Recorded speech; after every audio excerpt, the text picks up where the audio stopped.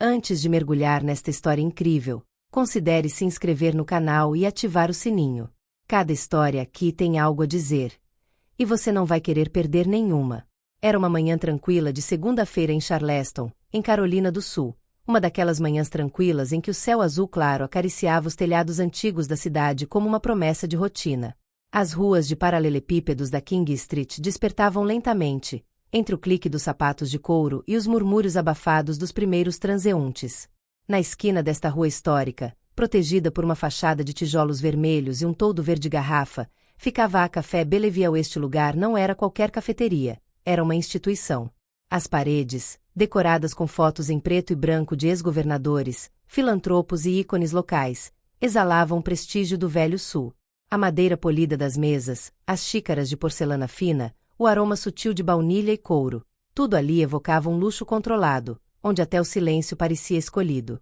Todos os dias, a partir das 8 horas, a sala enchia-se gradualmente de figuras conhecidas. Advogados de fato de 3 peças a ler o Charleston Post, notários relendo seus arquivos, alguns artistas locais sempre bem vestidos, e acima de tudo, os senhoras da alta sociedade, muitas vezes vestida como se fosse para uma reunião social, mesmo numa manhã de segunda-feira. Entre eles, Victoria Langford, 56, era uma figura de realeza não declarada. Viúva há uma década de Charles Langford, magnata do petróleo e ex-financiador de várias campanhas eleitorais locais, ela carregava consigo o peso de um nome e a confiança daqueles que acreditam que seu mundo é imutável. Seus cabelos loiro-acinzentados, sempre impecavelmente penteados, sua pele suavizada pelos tratamentos mais caros, sua bolsa Hermes cor de creme, tudo nela exalava um privilégio profundamente enraizado. Quando ela entrou pela porta naquela manhã, os saltos dos seus sapatos bege batiam no piso com a regularidade de um metrônomo. Ela não precisava sorrir nem cumprimentar ninguém. Todos a conheciam. Eles lhe davam espaço. Ela era um pilar silencioso do conservadorismo local. Ela se aproximou do balcão, onde Emília, uma jovem garçonete recém-contratada, estava diligentemente limpando xícaras. Olá, senhora Langford. Seu latte de aveia, como sempre. Exatamente, Emily. Com um pouquinho de canela, só um pouquinho. Emily se apressou em preparar a bebida. Victoria, por sua vez, lançou seu olhar gélido ao redor da sala. Ela adorava essa sensação de controle. Conhecia os rostos, as posturas, os rituais. Nada deveria perturbar esse delicado equilíbrio. Até que ela o viu. Em uma mesa perto da janela saliente, um homem negro, alto, ereto, vestido com um terno sóbrio, mas elegante. Sua camisa azul escura bem passada contrastava com sua pele morena, e seus óculos escuros escondiam parcialmente seu olhar. Ele não estava lendo, não estava comendo, nem olhando para o celular. Ele estava observando. Silencioso. Presente. Firme. A seus pés, um pasta preta, colocado em pé. Algo em sua atitude incomodava Victoria. Não o homem em si, não, ela teria se defendido de pensar assim de forma direta. Mas algo nele quebrava os códigos invisíveis do lugar. Ele não era desconhecido. Não é do bairro. Não é complacente. O não pertence a par à encenação reconfortante do seu mundo. O sorriso dela se estreitou um pouco. Emily, ela disse, inclinando-se para a garçonete em um tom confiante, quase conspiratório. Sim, senhora. Não quero fazer alarde, mas tem um homem ali que não pertence a este lugar. Emily Peru, confusa. De quem você está falando? O homem perto da janela. Alto. Negro. Ele é incomum. Você entendeu? Emily seguiu seu olhar e viu o homem. Ele pediu um café preto e cumprimentou-me educadamente. Ele não é problema. Victoria respirou fundo, já irritada com o que considerava ser uma ingenuidade juvenil. Emily, eu apoio este café há anos. Sou uma das pessoas que o tornam possível. E vou ser franca, este é um bairro seguro. E esse tipo de presença não é bom para nossa reputação. Você sabe o que quero dizer, né? Emily congelou. Ela não era racista, tinha certeza disso. Mas era novata. Insegura. E Victoria era influente. As palavras estavam engasgadas em sua garganta. Eu não posso pedir para ele ir embora, senhora. Ele não fez nada de errado. Vitória franziu a testa, seu tom ficando mais frio, afiado como uma lâmina deslizando através do veludo. Tenho pago você com minhas gorjetas há 10 anos. Ligue para o gerente ou para a segurança. Agora. Emily, ainda em choque com a exigência autoritária de Vitória, abriu a boca para protestar, mas não teve tempo. Vitória, fiel ao seu temperamento dominante, não ia deixar a situação escapar. Girou nos calcanhares, com passo firme, costas retas, olhar duro. Ainda com a mão fumegando, atravessou a sala com passo determinado. As conversas haviam se suavizado, os olhares se voltaram para ela, como costumavam fazer, pensou ela, mas desta vez com uma tensão diferente, quase elétrica. Ao chegar ao homem, ela se endireitou, como se seu corpo quisesse compensar a autoridade natural que emanava dele, apesar da calma.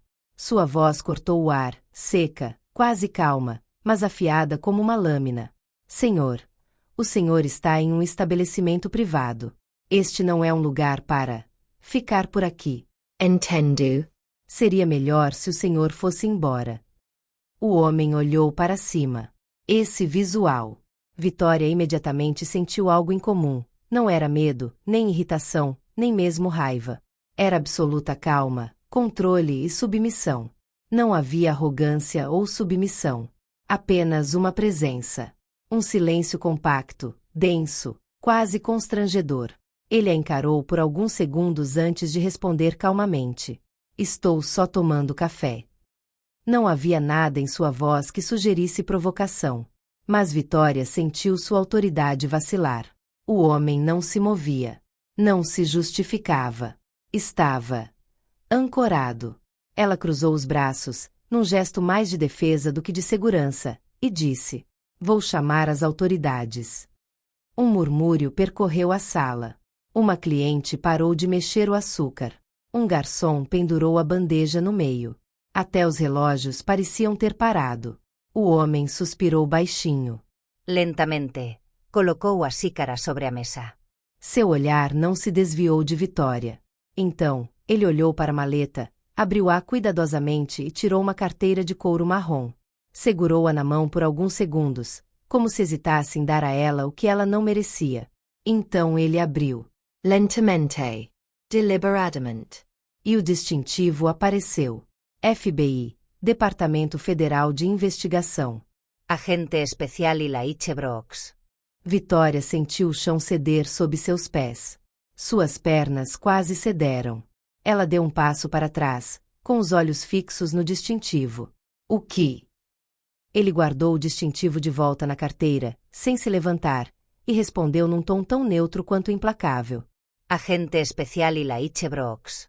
Estou conduzindo uma investigação aqui neste bairro. Ele deixou um segundo de silêncio, olhou para ela com grande intensidade e então acrescentou. E você acabou de interferir em uma operação federal em andamento. A sentença caiu como uma guilhotina. O silêncio que se seguiu foi total. A boca de Emily estava ligeiramente aberta. Um cliente no fundo da sala, absorto em seu laptop, havia parado de digitar. Outro, que estava lendo o jornal, abaixou lentamente, sem dizer uma palavra. Vitória, por outro lado, não passava de um fantasma de si mesma. Seu rosto estava pálido, suas mãos trêmulas. Seu café com leite quase escorregou de seus dedos. Ela tentou reunir as palavras, como um barco furado tentando se manter à tona. Eu não sabia. Elijah então se levantou. Colmo. Controller do. Imponent. Ajustou o paletó, pegou a maleta e olhou fundo nos olhos de Vitória. Não. Você não se deu ao trabalho de descobrir. Ele deu um passo em sua direção. Não havia levantado a voz, mas cada palavra soava como um trovão. Você viu um homem negro, sozinho, num lugar onde você sentia que ele não pertencia. E você decidiu que isso era um problema. Vitória gaguejou, com os olhos se movendo e a voz tremendo. Eu só queria proteger este lugar. Elijah não tirou os olhos dela. Seu tom de voz era calmo, mas carregado de uma autoridade inegável. Não, senhora. A senhora não estava tentando proteger este lugar. A senhora estava tentando proteger seu conforto. Ele deixou suas palavras pairarem no ar. Então, virando-se ligeiramente para se dirigir a todos na sala. E o seu conforto não justifica suspeita, humilhação ou abuso. Não neste país. Não mais. Ele caminhou lentamente em direção à saída. Os olhares de todos o seguiram. Não como se estivesse assistindo a um programa, mas como se estivesse diante de uma verdade crua que não podia mais ser evitada. Pouco antes de passar pela porta, ele parou e se virou. Seu olhar percorreu a sala inteira. O que ele disse em seguida não era só para Vitória. A América que vocês dizem proteger está começando a mudar. Ele fez uma pausa. E ela não vai esperar por você. Então ele saiu. A porta fechou-se suavemente atrás dele. Um longo silêncio se fez. Emily, ainda paralisada atrás do balcão, olhou para Vitória. Pela primeira vez, Vitória não dominava mais nada. Nem o espaço, nem a narrativa, nem mesmo a própria dignidade. Ela não havia apenas perdido o controle.